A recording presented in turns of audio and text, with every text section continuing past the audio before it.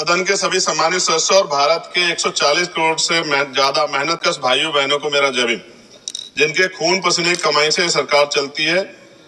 यह 25-26 के पूरक अनुदान मांग का पहला बैच सरकार की घोर नाकामी का जीता जागता सबूत। कुल सकल अतिरिक्त व्यय 1.32 लाख करोड़ रुपए का, लेकिन वास्तविक नगद खर्च सिर्फ 41,455 करोड़, बाकी 90,812 करोड़ की कथित बचत के नाम पर छिपाकर हिसाब चुकता करने का खेल।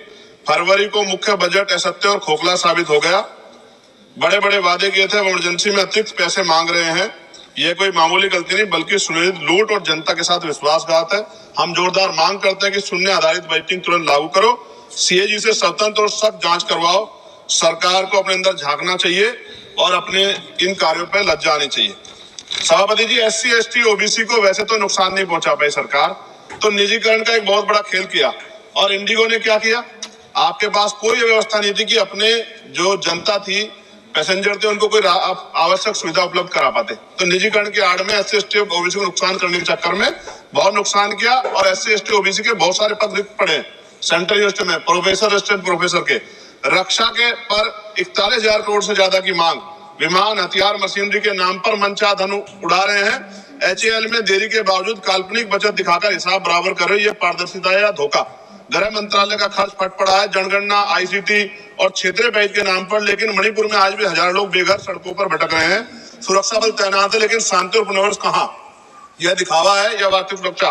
मानवीय संकटों को नजरअंदाज मत करो। दिव्यांगों को मजबूत करने के लिए कोई योजना नहीं बनाई। भ्रष्टाचार चरम पर। टेलीकॉम में बड़ी कंपनियों को जीवन रेखा देकर जब 1.2 करोड़ नौजवान बेरोजगार भटक रहे हैं, युवाओं के साथ छल क्यों कर रहे हो? युवाओं को किसके भरोसे छोड़ रखा है? युवाओं ने क्या बिगाड़ा आपको? यह जनता का खुला अपमान है। सफाई कर्मचारी आज भी सीवर में मर रहा है और हम चांद पे चले गए। विदेश मंत्रालय विदेशी प्रोजेक्ट में फिजूल खर्ची कर रहा है, जबकि घर के बच्चे स्कूल छोड़ रहे हैं। 65 लाख बच्चों ने स्कूल छोड़ दिया। सरकार का डेटा मंत्री ने जवाब दिया था। यूपी दूसरे नंबर पे, पहले पे गुजरात है। स्वास्थ्य सेवाएं लाचार है। विकलांगों को मामूली मदद, संस्कृति विरासत सड़ रही है। सभापति जी, क्षेत्रीय असमानता बढ़ा रहे हो। कुछ यूटीज को फोकस करके गांव कस्बों को बुला दे, जबकि भारत गांव में निवास करता है। माननीय सभापति जी, यह दस्तावेज देश की अर्थव्यवस्था गहरा आघात है। हम इसे पूरी ताकत से खारिज करते हैं। या तो तुरंत सुधारो। शून्य आधारित बजटिंग, CAG के गहन जांच और हर रुपए का परिणाम आधारित ऑडिट होना चाहिए। साथ साथ सभापति जी, उर्वरक विभाग पर 18,525 करोड़ रुपए का भारी अतिरिक्त मांग। विदेश से आयातित उर्वरकों को प्राथमिकता देकर हमारे किसानों का खून निचोड़ रही है। आत्मनिर्भर भारत का ढोंग रखते हो, लेकिन आयात पर निर्भरता बढ़ाकर मिट्टी को बंजर बना रहे हो। हर साल हजारों किसान आत्महत्या कर रहे हैं। MSP की गुहार अनसुनी पड़ रही है। सब्सिडी किसानों के लिए, विदेशी कंपनियों के लिए यूरिया नहीं मिल रहा है, DAP नहीं मिल रहे।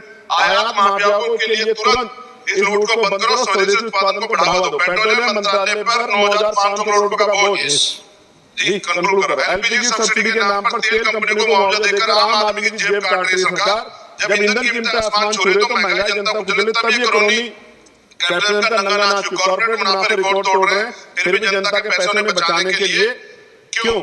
युवा आंदोलन कर रहा है। इलाहाबाद में आंदोलन चल रहा है। सभापति जी, पर 2-3 दिन पहले मैं एक विषय पर बोल रहा था, समय कम था तो अपनी बात नहीं पूरी रख पाया, लेकिन अपमान से हम लोग हारे नहीं। सभापति जी, आप तो सिंगल मेंबर है, खुद ही इस बात को समझते हैं। तो मैंने यहाँ जाके मेरे साथियों ने कहा कि आपको कम समय दिया। मैंने कहा भाई वहाँ संख्या आधारित है, हम लोग संख्या बढ़ाएंगे, हम लोग मेहनत करेंगे, संख्या बढ़ाएंगे। और मैं आपसे आग्रह करता हूँ, हमारे फाइनेंस मिनिस्टर बैठिए, MP लैड बढ़ाया जाए। 5 करोड़ में विकास नहीं हो रहा है। सभापति जी, खत्म कर रहा हूँ। विकास नहीं हो रहा 5 करोड़ में, और जब तक नगीना का विकास नहीं होगा तो देश कैसे विकसित हो जाएगा? नगीना के लोगों के बारे में सोचो, रोजगार की व्यवस्था नहीं है। धन्यवाद सभापति जी। जय भीम, जय भारत, जय संविधान, जय मंडल, जय जवाहर, किसानों की जय।